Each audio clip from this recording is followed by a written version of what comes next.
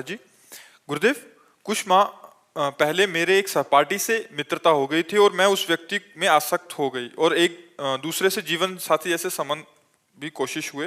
महाराज जी, हालांकि वो ज्यादा दिन तक टिके नहीं ना ही रहे, पर कुछ परिस्थितियां आई और सब खत्म हो गया, परंतु मेरी उसमें आसक्ति इतनी ज्यादा हो गई कि मैं उसे भूल नहीं पा रही। महाराज जी, वो व्यक्ति दिख जाता है। अब वासनाओं के खेल खेलोगे, मन मलिन होगा तो भूल क्या पाओगे। अरे धिक्कार है ऐसे जीवन को कि जो मनुष्य जीवन मिलने पर भगवान के लिए बात नहीं आई कि मैं भगवान को भूल नहीं पाती हूँ। ये जीवन का तो लाभ होना चाहिए। इन नाशवान शरीरों में आसक्ति करके, इंद्रियजन्य सुखों में भोग सुख का अनुभव करके मैं उनको भूल नहीं पाती, तो धिक्कार तुम्हारी बुद्धि को। अपने जीवन को पतित करके, भ्रष्ट करके बुद्धि को मनुष्य में आसक्त कर लिया। यही तो नरक जाने का रास्ता है, और कौन सा रास्ता है। जीवन साथी चुनना है तो एक बार चुन लिया और आजीवन उसका निर्वाह किया तो जीवन साथी है। तो व्यभिचार प्रवृत्ति हुई आज, इससे कल उससे, परसों उससे, नरसों उससे, जिसे आजकल लोग कह रहे हैं ब्रेकअप, बॉयफ्रेंड गर्लफ्रेंड, ब्रेकअप, फिर बॉयफ्रेंड, फिर ब्रेकअप, फिर तीसरा बॉयफ्रेंड। ये क्या है? क्या आज शासन नहीं है ना, न माता पिता का शासन है, न समाज का शासन है, न शास्त्र का शासन, न भगवान का शासन, कोई स्वीकार नहीं है ना। इसलिए मनमानी आचरण होते हैं। मनमानी आचरण करने का अधिकार किसने दिया तुमको? या एक बार पाणी ग्रहण किया तो आजीवन निर्वाह किया? अपने पर शासन नहीं, अपने धर्म को नहीं जानती हो, शरीर का बार बार अपवित्र होना, ये क्या है? मन शरीर में लगा हुआ है, मन अपवित्र हो रहा है, पाप का खजाना बन रहा है, नरक जाओ नरक भोगो। ये दुर्लभ मनुष्य देह का क्या लाभ मिला? आजकल यही प्रवृत्ति चल रही, तुम्हारी बात नहीं बच्चा, ये आजकल प्रवृत्ति यही चल रही है। ये कोई मतलब नई बात नहीं, यही प्रवृत्ति चल रही है। भगवान का नाम जप करो, जो संयम से रहो।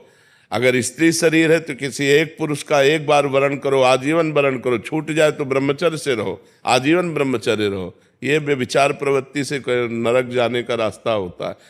त्रिविधम नरकस्येदम द्वारम नाशनमात्मनः कामः क्रोधा तथा लोभा तस्मादेत्ययं त्यजेत। ये तीन नरक के द्वार हैं, काम क्रोध लोभ। इन्हीं में जो फंसे हुए नरक जाना है, और क्या करना है? नरक की प्रवृत्ति करनी। भूल नहीं पाती, तुम्हें घृणा हो जानी चाहिए कि जिसके लिए मैंने शरीर समर्पित किया वो आदमी मेरा हो नहीं हुआ, तो वो भूलने योग्य है, वो घृणा करने योग्य है। नाम जप करो और सही रास्ते से चलो, नहीं तो किसी काम का मनुष्य जीवन नहीं रह जाएगा। हम कहते हैं दोस्ती करना पाप नहीं है, कोई भी किसी से भी दोस्ती करो, लेकिन दोस्ती गंदगी करना पाप है, बेविचार करना पाप है। ये क्यों करते हो? अगर आपको दोस्ती पक्की तो आजीवन निर्वाह करो, माता पिता का आशीर्वाद लो, देवताओं का अर्चन बंदन करो, ब्याह करो, एक साथ रहो, कोई बात नहीं, आजीवन रहो। ये क्या है? इससे बेविचार, उससे बेविचार, उससे बेविचार, तो किसी का शासन नहीं होता, इसीलिए मनमानी आचरण होते। कोई तुम्हारी बहुत अवस्था है क्या? ये मनमानी आचरणों से क्या होगा? अपने जीवन को खोखला करके नरक जाओ, नरक का रास्ता पुष्ट करो। इसलिए बच्चा सावधान, नाम जप करो और सावधान रहो, और भगवान का आश्रय लेकर के धर्म पूर्वक जीवन व्यतीत करो। मनुष्य जीवन ये दिव्य मिला है, इससे भगवान की दिव्यता प्राप्त करो। अब हम कहते हैं ठीक है, गृहस्थ में जाना है, गृहस्थ में जाइए, लेकिन किसी एक पुरुष का ऐसा वर्णन करो। देखो आजकल मनमानी चल रहा है। माता पिता वर खोजते थे, पंडितों से विचार किया जाता था, बड़े धर्म पूर्वक देवी देवताओं की आराधना करके ब्याह होते थे, आजीवन निर्वाह होता था। हमने कभी नहीं सुना डिवोर्स, गांव में कभी डिवोर्स नहीं सुना हमने। ये जो व्यभिचार प्रवृत्ति शुरू ना, गर्ल फ्रेंड और बॉय फ्रेंड और लिव इन रिलेशन, यहाँ से शुरू हुआ है डिवोर्स। नहीं, हमने कभी डिवोर्स नहीं सुना। आजीवन निर्वाह, क्योंकि माता पिता ने किया, देवी देवताओं का पूजन करके, शास्त्र के पंडित के अनुसार अग्नि के फेरे लेकर, तब कहीं वो धर्म से चलो। इस तरह के मनमानी आचरण कोई भी मत करो, नहीं तो पछताना पड़ेगा। संसार का बड़ा विचित्र स्वरूप है, होश में चलना चाहिए। आचार्य अखिलेश आनंद जी, हरिद्वार। राधा वल्लभ श्री हरिवंश महाराज जी। महाराज जी, हम सब कुछ जानते हैं धर्म क्या है, अधर्म क्या है, पर सब कुछ जानते हुए भी अधर्म और आत्मा नहीं के जानते हो, नहीं जानते हो। जानकारी उसे कहते हैं कि जब जान गए तो जही जाने जग जाए हेराए, जागे जथा सुपन भ्रम जाए। स्वप्न में जैसे हम जगे हुए होते, तो क्या जगे हुए होते हैं क्या? स्वप्न में हम क्रियाएं करते देखते हैं, और ऐसा थोड़ी लगता है कि मैं स्वप्न देख रहा हूँ, ऐसा लगता है मैं जगा हुआ हूँ। तो क्या वो जगा हुआ होता है क्या? वो अज्ञानी स्वप्न में अपने को जगा हुआ जैसे मानता है तो जगा हुआ नहीं होता। ऐसे आप अज्ञान की धरा में हो और आप ये जानकारी कर रहे हो कि मुझे धर्म का पता है, मुझे अधर्म का पता है, जैसे अपने को जानकारियां जो कुछ हैं जो उपलब्ध हो चुकी वो प्रकृतिजन्य केवल बुद्धि तक है, आपके अनुभव में नहीं है। अनुभव में नहीं तो पता है। पूरा हलवा बनाने की प्रक्रिया आती है लेकिन कभी बैठ करके बना के पाया नहीं तो क्या फायदा। जिस जानकारी का प्रयोग ना हो सके वो जानकारी हमारी किस काम की। बात समझ रहे ना। इसका तात्पर्य हुआ कि हम अध्यात्म बल से कमजोर हैं। हम जानते हैं कि ये नहीं करना चाहिए, हम जानते हैं ये करना चाहिए, तो जो करना चाहिए वो कर नहीं पाते, जो नहीं करना चाहिए वो हम छोड़ नहीं पाते। ईमानदारी का विषय ये है। इसका कारण हमारे अंदर अध्यात्म बल की कमी है।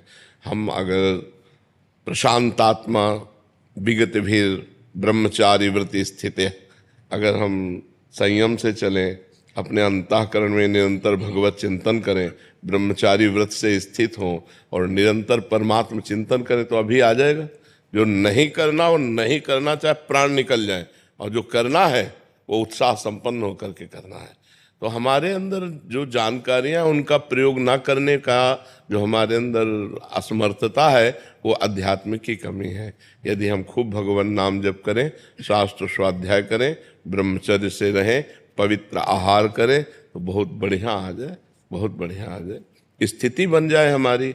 और हम भगवत चिंतन रहित हैं, इसीलिए हमारे तो इसलिए ये जानकारी होते हुए भी हम नहीं जानकार हैं। जानकारी अगर जितने आपको जानकारी अगर उसका प्रयोग कर ले तो आप ब्रह्म सिद्ध महापुरुष हो जाए। किसको जानकारी नहीं। जब गांव में लोग शव यात्रा करते हैं बोले राम नाम सत्य है, सत्य बोलो मुक्ति है। इससे बड़ा और क्या ज्ञान होगा।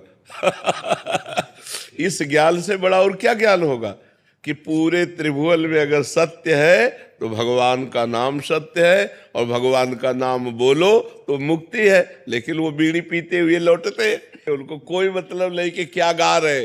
वो समझते हैं मरने वाले के साथ ये गाया जाता है, बस वो गीत गाते, वो उसका भाव तो समझते नहीं है। इसलिए हमें सबको जानकारी है, अपने कल्याण भर के लिए सबको जानकारी है। सबको ही जानता है मरना है, सब देख रहे हैं एक दूसरे का मरना। सबको पता है यहाँ सब नाशवान है, सबको पता है यहाँ से कोई कुछ लेके नहीं जाता। बस इतनी जानकारी काफ़ी है। अगर हम परमार्थ में चल दें और इतनी जानकारी हमारी पक्की रहे तो हम तो महात्मा बन जाए। लेकिन ये जानकारी ना जानकारी के अंतर्गत ही है। जैसे स्वप्न में जगा हुआ मानता हुआ भी वो सो रहा है, वो अपने को जगा हुआ मानता है, लेकिन जब जगेगा तो स्वप्न हट जाएगा। जगने की पहचान है स्वप्न हट जाएगा। तो सच्ची जानकारी का मतलब है, धर्म की जानकारी का मतलब है, जेहि जाने जग जाए हेराई, जागे जथा स्वपन भ्रम जाई। जो जान गया तो उसके सामने से संसार ऐसे गायब हो जाता है जैसे स्वप्न का पूरा दृश्य जागने पर गायब हो जाता है। फिर दिखाई क्या देता है, सिय राम मैं सब जग जानी, करूं प्रणाम जोरी जुग पानी।